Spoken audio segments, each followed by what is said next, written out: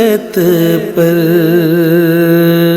الحمد للہ رب العالمین والعاقبۃ للمتقین والصلاة والسلام علی رسولہ سیدنا و مولانا محمد وعلی آلہ واصحابہ اجمعین۔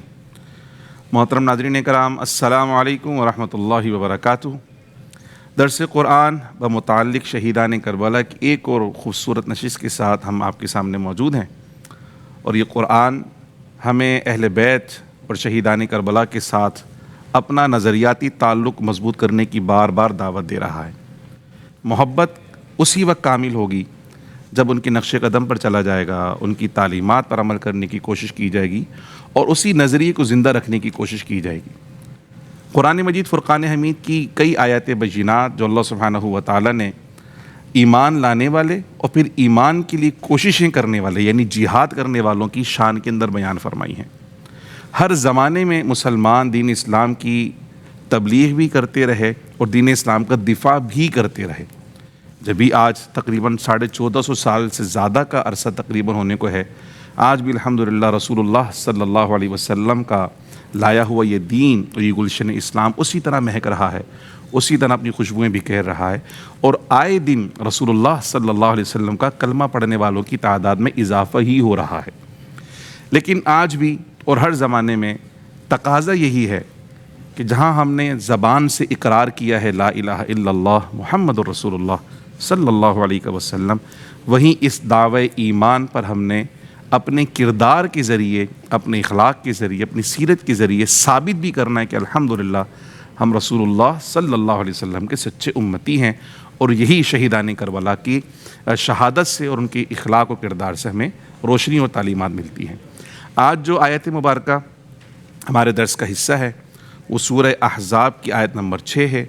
قرآن مجید فرقان حمید کی ہر ہی آیت تقریباً بڑی مشہور و معروف ہے، لیکن یہ آیت مبارکہ بالخصوص جس میں اللہ نے بتایا ہے کہ مومنوں کی جانوں پر مومنوں سے زیادہ حق اگر کسی کا ہے تو وہ رسول اللہ صلی اللہ علیہ وسلم کا ہے۔ تصرف میں، ولایت میں، اطاعت و فرما برداری کے جذبوں میں، محبت میں، ہر کیفیت میں ہم سے زیادہ حق اگر کسی کا ہے تو ہمارے پیارے آقا حضرت محمد مصطفیٰ صلی اللہ تعالی علیہ وسلم کا، اور پھر پیارے آقا کی جو ازواج ہیں ان کی عزت، تکریم اور احترام، اور مسلمانوں کے لیے جو ان کے اندر جو جذبہ ایمانی ہونا چاہیے عقیدت کا، وہ اس کے اندر بیان کیا گیا ہے۔ پہلے اس آیت مبارکہ کی تلاوت کو سماعت کریں، انشاءاللہ پھر مختصر ترجمہ اور اس کی تفسیر۔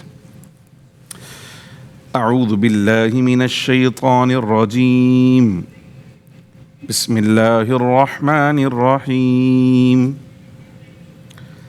النبی اولی بالمؤمنین من انفسهم وازواجہ امہاتہم وَأُولُو الْأَرْحَامِ بَعْضُهُمْ أَوْلَى بِبَعْضٍ فِي كِتَابِ اللَّهِ مِنَ الْمُؤْمِنِينَ وَالْمُهَاجِرِينَ إِلَّا أَن تَفْعَلُوا إِلَىٰ أَوْلِيَائِكُمْ مَعْرُوفًا كَانَ ذَلِكَ فِي الْكِتَابِ مَسْطُورًا صدق اللہ العظیم۔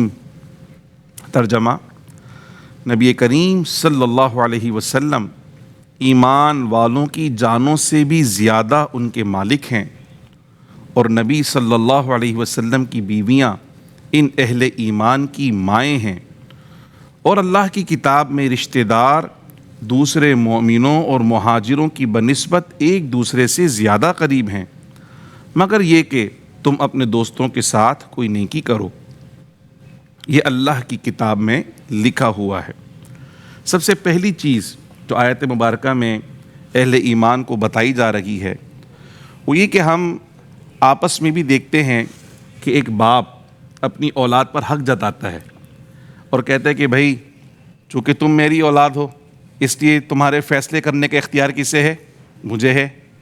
تمہارے اچھے و برے کی تمیز مجھے زیادہ پتہ ہے، تمہیں کیا پتہ؟ میں تمہارا باپ ہوں، تمہارے فیصلے میں کروں گا۔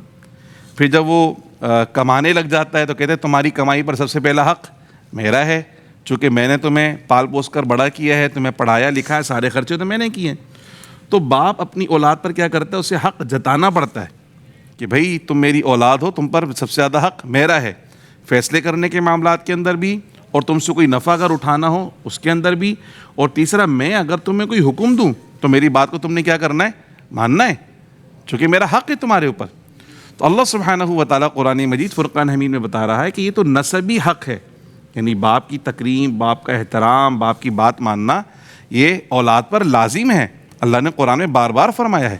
لیکن حقیقی تصرف اہل ایمان پر اگر کسی شخصیت کو حاصل ہے تو وہ رسول اللہ صلی اللہ علیہ وسلم کی ذات گرامی کو حاصل ہے۔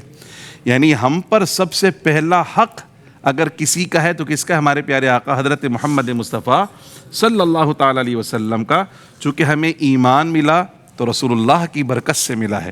ہم تک دین پہنچانے والے رسول اللہ صلی اللہ علیہ وسلم، ہم تک قرآن پہنچانے والے رسول اللہ صلی اللہ علیہ وسلم، اللہ کے احکامات ہم تک پہنچانے والے رسول اللہ صلی اللہ علیہ وسلم، اللہ کی بندگی کا سلیقہ سکھانے والے رسول اللہ صلی اللہ علیہ وسلم، اللہ کی ناراضگی سے بچنے کا طریقہ سکھانے والے رسول اللہ صلی اللہ علیہ وسلم، اللہ سبحانہ و تعالیٰ کے قرب کے حصول کے راستے کا بتانے والے رسول اللہ صلی اللہ علیہ وسلم، جنت کے راستے پر چلانے والے رسول اللہ صلی اللہ علیہ وسلم، یہ سارے کے سارے احسانات ہم پر اگر کسی نے کیے ہیں تو پیارے آقا صلی اللہ علیہ وسلم نے کیے ہیں۔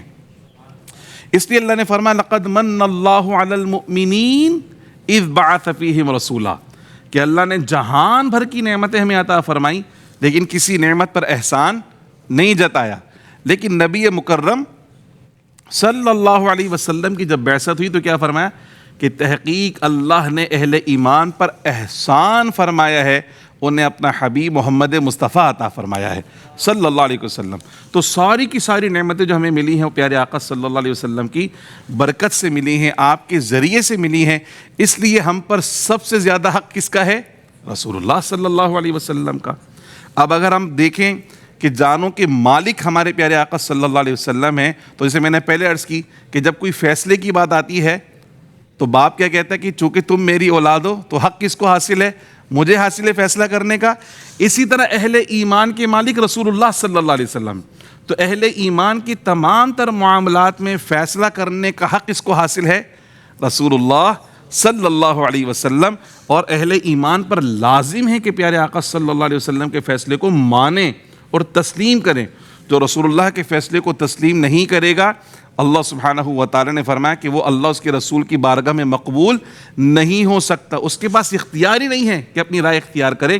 قرآن مجید میں اللہ پاک نے فرمایا وَمَا كَانَ لِمُؤْمِنٍ وَلَا مُؤْمِنَةٍ إِذَا قَضَى اللَّهُ وَرَسُولُهُ أَمْرًا أَن يَكُونَ لَهُمُ الْخِيَرَةُ مِنْ أَمْرِهِمْ، کہا کہ جب اللہ اس کا رسول کوئی فیصلہ کر دیں تو پھر مومن مرد اور عورت کے پاس کوئی اختیار باقی نہیں رہتا کہ اپنی مرضی چلائیں، بلکہ جو اللہ اس کے رسول نے حکم دے دیا، جو فیصلہ کر دیا، وہ منعا نافذ ہوگا، اس پر عمل کرنا ہوگا۔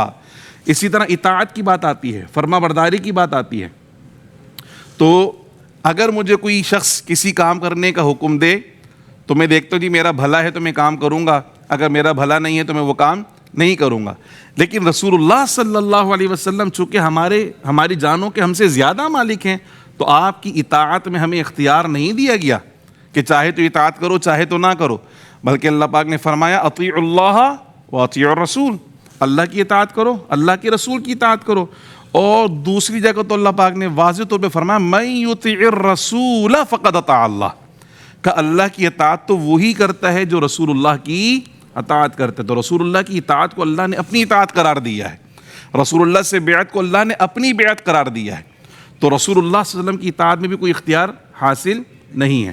اسی طرح ولایت کے اختیار یعنی تصرف، ہمیں کسی کام کو حکم دینے کے ساتھ ساتھ ہم پر حکومت کرنے کا بھی اختیار کس کو حاصل ہے؟ رسول اللہ صلی اللہ علیہ وسلم کو اللہ نے حاکم بھی بنا کر بھیجا ہے ہمارے لیے، کہ جو دین اسلام ہے اس کا جو نفاذ ہے اس دنیا کے اندر رسول اللہ نے کر کر دکھایا۔ مدینہ منورہ کو پہلی اسلامی ریاست سرکار نے بنایا، اس اسلامی ریاست کے سب سے پہلے سربراہ کون ہے؟ رسول اللہ صلی اللہ علیہ وسلم۔ تو کسی اور کو اختیار حاصل نہیں تھا کہ وہ کہ جی حضور میں جو زیادہ جانتا ہوں اور میں زیادہ پرانا ہوں، مدینہ کے معاملات کو میں زیادہ دیکھتا ہوں تو میں حاکم بن جاتا ہوں۔ فرمایا نہیں، اگر کسی کو اختیار حاصل ہے تو فقط رسول اللہ صلی اللہ تعالی علیہ وسلم کو یہ اختیار حاصل ہے۔ تو فرمایا کہ مومنوں کی جانوں کے مالک رسول اللہ صلی اللہ علیہ وسلم ہے، اس لیے ہر معاملے میں اہل ایمان کو کیا کرنا چاہیے؟ رسول اللہ صلی اللہ علیہ وسلم کی اطاعت کرنی چاہیے، آپ کا حکم ماننا چاہیے، جو آپ نے فیصلہ کر دیا اس وجہ سے کبھی روگردانی نہیں کرنی چاہیے، چونکہ سرکار ہمارے جانوں سے زیادہ ہمارے مالک ہیں۔ اور دوسری چیز ارشاد فرمائی وَأَزْوَاجُهُ أُمَّهَاتُهُمْ، یہ ازواج مطہرات، یہ وہ خواتین، مبارک خواتین جو رسول اللہ کے نکاح میں آئیں، اب وہ خواہ رسول اللہ کی حیات میں وصال کر چکی ہوں یا رسول اللہ صلی اللہ علیہ وسلم کے ظاہری پردے کے بعد انہوں نے وصال کیا ہو، جو رسول اللہ کے نکاح میں آ گئیں، اللہ نے فرمایا وَأَزْوَاجُ أُمَّهَاتُهُمْ، وہ تمام کی تمام ازواج رسول اہل ایمان کی مائیں ہیں۔ یعنی ان کی عزت کیسے کرنی ہے؟ جیسے ماں کی عزت کی جاتی ہے۔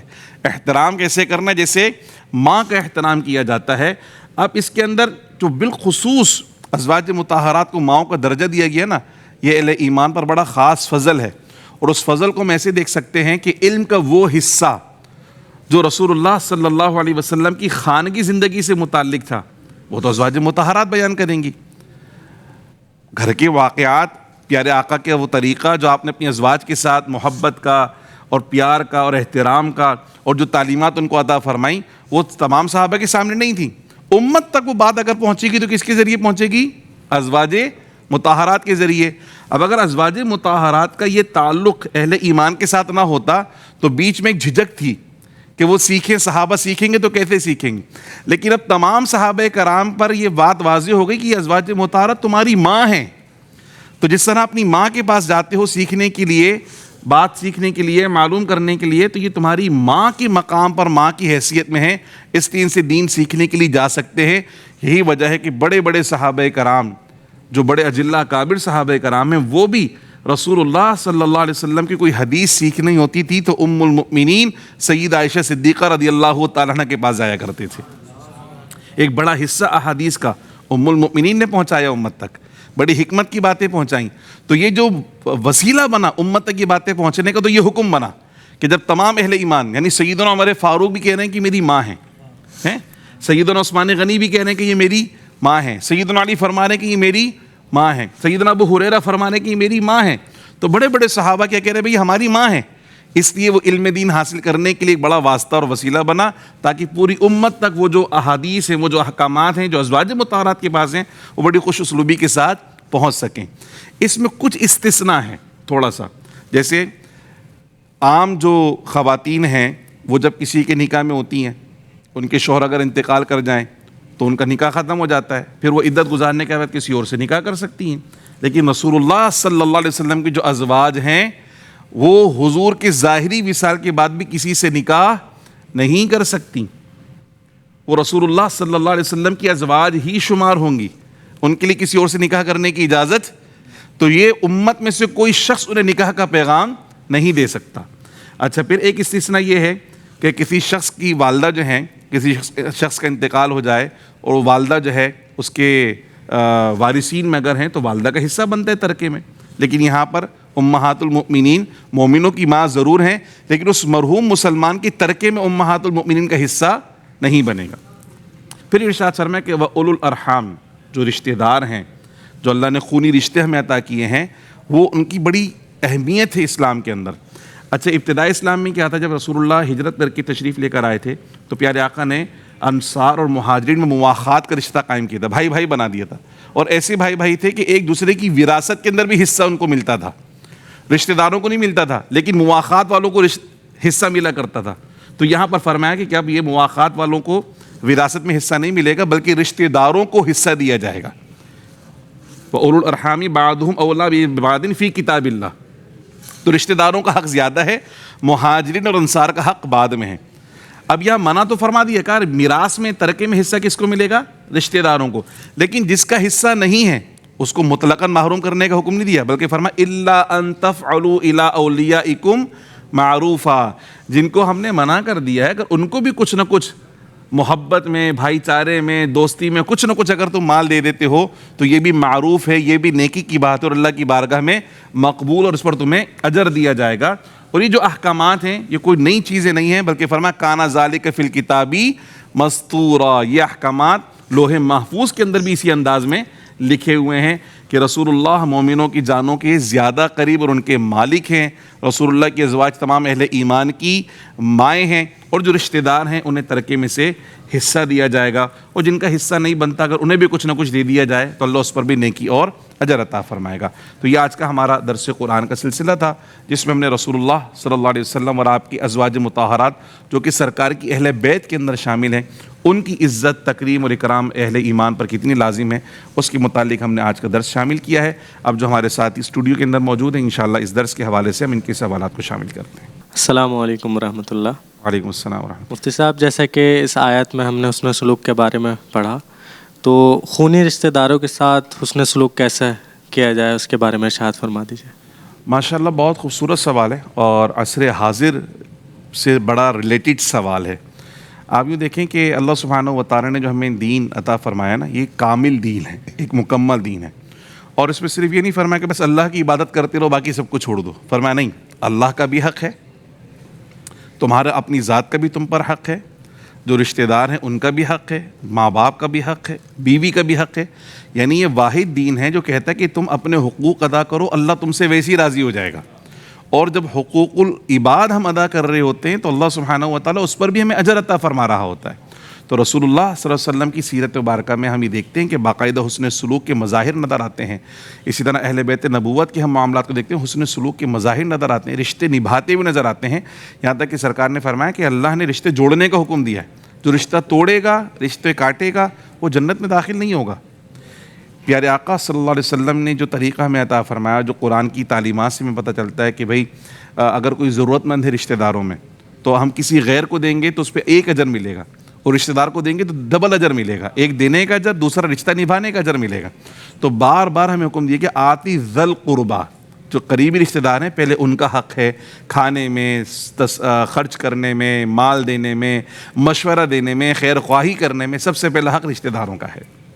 السلام علیکم ورحمۃ اللہ وبرکاتہ۔ وعلیکم السلام۔ مفتی صاحب، میرا آپ سے یہ سوال ہے کہ ازواج مطہرات سے جو تعلیم سیکھتے تھے صحابہ کرام علیہم الرضوان، اس کا طریقہ کار کیا تھا؟ کیا پردے کی حالت میں ازواج مطہرات سے تعلیم سیکھتے تھے یا کوئی اور معاملہ؟ بہت خوبصورت سوال، بہت ہی خوبصورت سوال ہے، اور یہ بالخصوص ان لوگوں کے لیے جواب ہے کہ جو سمجھتے ہیں کہ اسلام افادہ اور استفادے سے منع کرتا ہے اور خواتین کی تعلیم سے اسلام منع کرتا ہے۔ انہیں دیکھنا چاہیے کہ اسلام نے ایسی تعلیم سے منع نہیں کیا، بلکہ اس کے آداب سکھائیں۔ اس کا آداب کیا ہے، اس کا طریقہ کیا ہے؟ فرمایا کہ ازواج مطہرات سے بھی اگر تم نے کچھ سیکھنا ہے تو فرمایا پردے کے پیچھے سے۔ وہ ازواج مطہرات پردے کے اندر رہ کر جو ہے وہ دین کی تعلیم صحابہ کرام کو سکھا رہی ہیں۔ ایک تو پہلے ہی ان کے دل میں عقیدت آ گئی صحابہ کرام کے دل میں کہ کیا ہے، ہماری ماں ہیں، تو وہ احترام خود بخود سینے کے اندر پیدا ہوگی، ہماری ماں ہیں۔ اور دوسرا اللہ پاک نے فرمایا کہ جب تمہیں کوئی وَإِذَا سَأَلْتُمُوهُنَّ مَتَاعًا فَاسْأَلُوهُنَّ مِنْ وَرَاءِ حجاب، جب ان سے کچھ پوچھنا ہے تو حجاب کے پیچھے سے پوچھو۔ تو امہات المؤمنین حجاب کے پیچھے ہیں، حجاب کی دوسری جانب صحابہ کرام ہیں، اور وہ اپنی ماں کے پاس آ رہے ہیں کہ بھی آپ ہماری والدہ ہیں، اہل ایمان کی ماں ہیں، اور آپ بتائیے کہ اس میں رسول اللہ کا طریقہ کار کیا تھا، رسول اللہ کا فرمان کیا تھا۔ اور وہ پیارے آقا صلی اللہ علیہ وسلم کی زوجہ مبارکہ جو ہے وہ صحابہ کرام کو رسول اللہ کی حدیث سنا دیا کرتی ہیں۔ تو یہ افادہ اور استفادہ ہمیں نظر آ رہا ہے کہ کس طرح ازواج مطہرات سے صحابہ کرام نے ادب، احترام اور پردے کا خیال کرتے ہوئے کیا کیا ہے، استفادہ حاصل کیا ہے۔ تو اسلام کی بہت کثیر جو تعلیمات ہیں بالخصوص خواتین سے متعلق اور رسول اللہ کے گھر کے متعلق جو روایات ہیں وہ امہات المؤمنین سے ہی روایت کردہ ہیں۔ تو اس طرح پردے کی آڑ میں صحابہ کرام اس سے علم حاصل کیا کرتے تھے۔ جی ناظرین کرام، یہ آج کا درس قرآن کا سلسلہ رہا۔ امید کرتے ہیں کہ آج بہت کچھ سیکھا ہوگا آپ نے، اور آج کی جو آیات بینات رہیں اس میں ہم نے ادب رسالت بھی سیکھا، ادب ازواج مطہرات بھی سیکھا، اور رشتہ داروں کے حقوق کی ادائیگی کے متعلق بھی احکامات الہیہ کو سیکھا۔ اور یہی سب کچھ ہمیں میدان کربلا کے اندر نظر آتا ہے کہ جہاں رسول اللہ صلی اللہ علیہ وسلم کی دین اور اس کی عزت و ناموس کو بچانے کے لیے سیدنا امام حسین رضی اللہ تعالیٰ عنہ اور آپ کے رفقاء نے بے مثال قربانی کا نذرانہ پیش کیا۔ اللہ سبحانہ و تعالیٰ ان تمامی شہداء کربلا کی درجات بلند فرمائے، اور ان کی شہادت کے صدقے میں آج بھی اہل اسلام کو طاقت، قوت، ترقی اور عروج نصیب فرمائے۔ آمین۔ وما علیہ الا البلاغ المبین۔